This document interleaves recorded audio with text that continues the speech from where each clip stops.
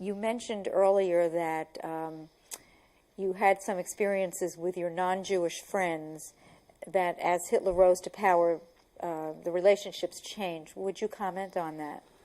Well, there was, of course, a gradual alienation with my non-Jewish friends and classmates. And whereas in the beginning they were almost apologetic about it and saying things such as, well, Hitler doesn't mean people like you, really, or your parents. But you will admit there are certain Jews who really deserve to get Hitler's wrath and so on. In the beginning, they would still be half apologetic about it.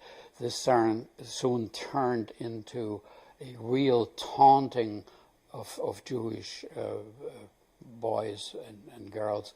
And they might say, you know, there are now some concentration camps, and if you don't behave and if you don't watch it, you'll wind up in one of those.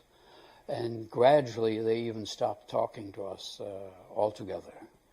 And but I had seen the gradual change of that. Also saw how they were exposed to Nazi propaganda.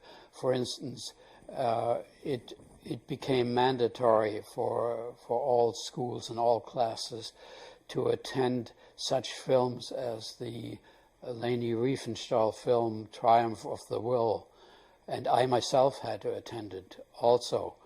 And I could see how they were swallowing that up, and how it affected them, and how they were imbued with this idea of German glory, and anything they would tell them about the Jews, of course, they also swallowed whole.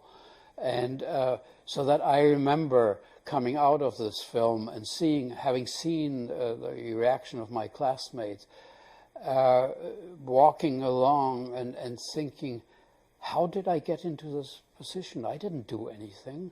Why is all this venom directed at me and my family and all the people I know?